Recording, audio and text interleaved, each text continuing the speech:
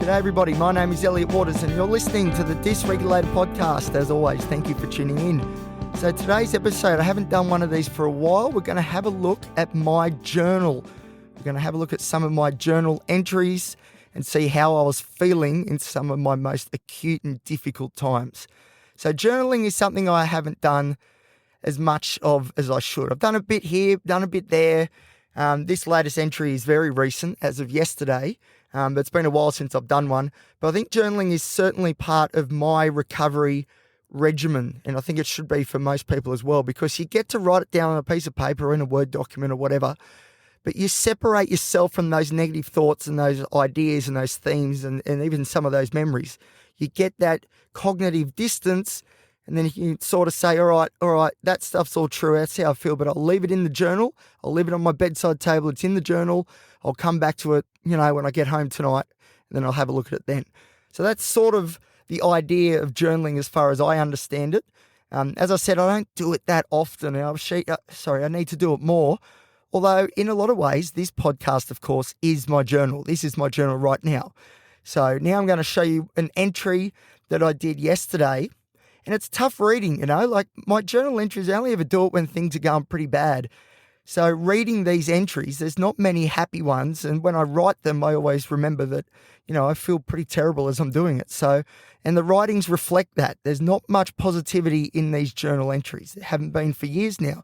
The other previous My Journal episodes are from entries that have happened 4 years ago, 2 years ago.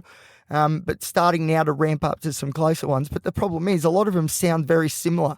They're the similar themes and issues. They're the similar problems.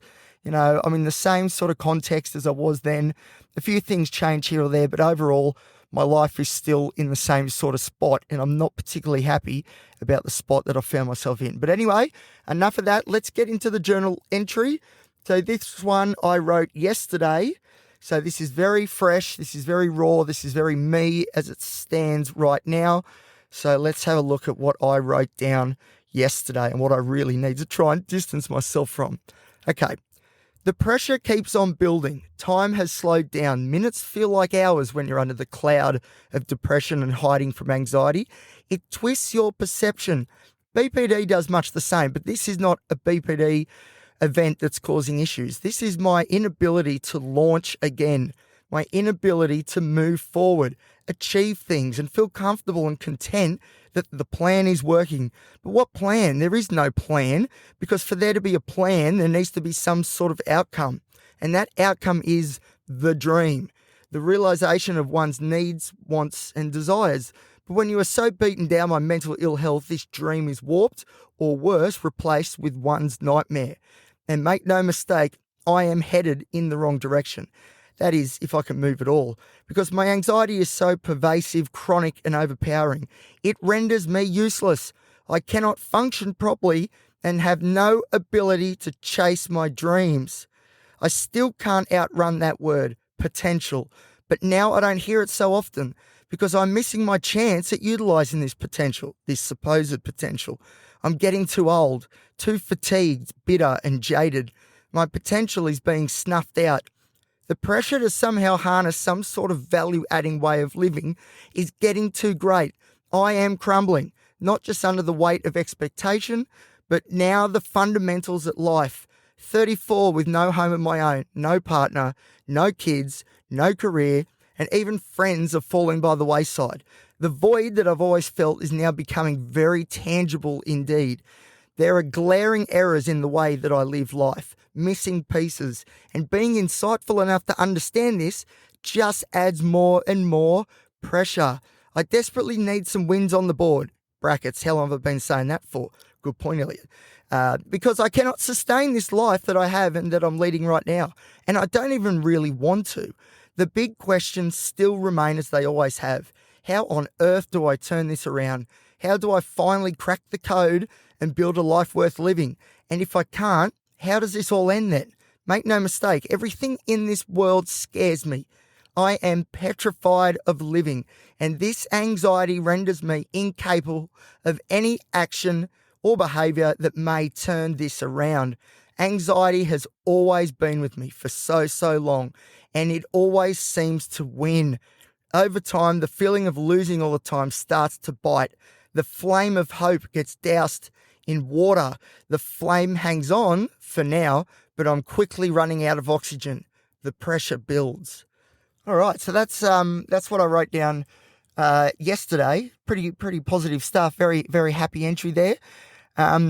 No, it's not happy at all. It's very negative, and that is how my headspace is at the moment. Very very negative. So these journal entries, I don't edit them or anything. I just write and put it down.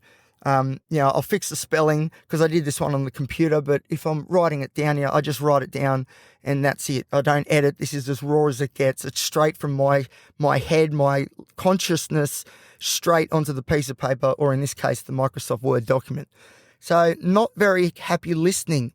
And it's really difficult, reading these things, knowing that it's my hand that wrote them. And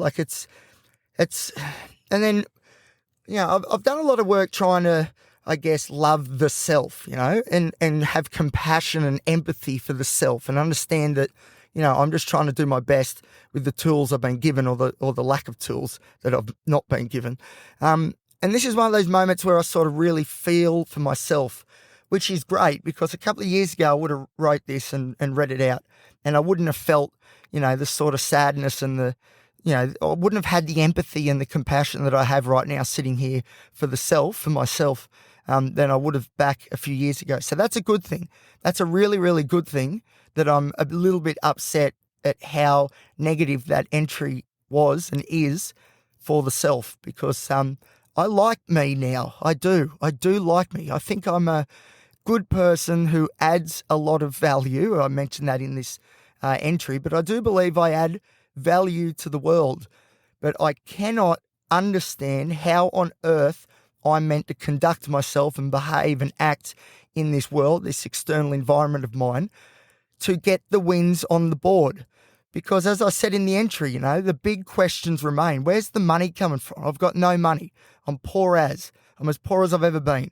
I do not have a home or a mortgage, which you can sort of, twist that around and be a good thing. But it's not though. Or maybe I'll say it like this. I don't have the ability to get a mortgage and a home if I decided to. There we go. So I have no choice in the matter because I'm so poor. I'm not enjoying my work. It's there's no career really to speak of.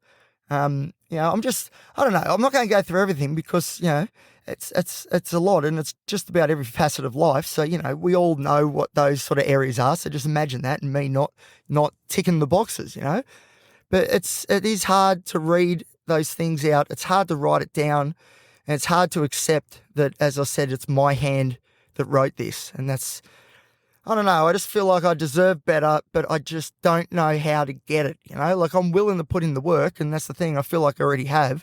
I just haven't received the rewards that maybe, I don't know, other people seem to have and take for granted. I'm not sure. So yeah, there's been a bit of that as well. A lot of comparisons still happening at the moment too. But yes, I might hold up there because I don't want to get too negative and depressing, one, because I don't want you guys to sort of feel that way after listening to the episode, but also me too. I need to pull back from this now a little bit and concentrate on something else. And this is what I am going to be concentrating on. So I'm about to go to Sydney to watch the Newcastle Knights take on the Canterbury Bankstown Bulldogs at Sydney Olympic Park. Let's hope the Knights at least can get a win on the board for me because, they're a great antidepressant when they win. So I got to go. I've got to get my jersey on. I've got to get my voice warmed up because the Knights are playing today. I'm going down to Sydney. I'm going to be there and I'm pretty pumped. But anyway, there's the latest My Journal entry. Things are pretty tough, but we're still in the fight. But yeah, I don't know. If anyone can find a podcast that goes as deep as this one, I say it a lot, but I'm saying it again. If anyone can find a podcast that goes anywhere near as deep as this one, you let me know because I reckon this is the number one, lived experience podcast on all the internet. And I hope you agree too. And I'm, it's difficult to read these things out knowing that people are actually listening, usually when people do journal entries, you write it for yourself and your own sort of eyes only, you don't hand the journal book around and say, hey, read this, you know what I mean? But that's essentially what I'm doing in this episode and with the other ones that came before it. And this probably this whole show is that I'm handing it out to people and saying, hey, listen how vulnerable I am and how hard things are for me, and, just don't rip me off about it, please. So, yeah, it's, I am very confident that there's not many podcasts that do what this one does, and as a result, please go share it and please rate me 5 stars. All right, that's enough. It's enough groveling for now. I'll go the Knights. Thank you for listening. I'll see you next time here on the Dysregulated podcast.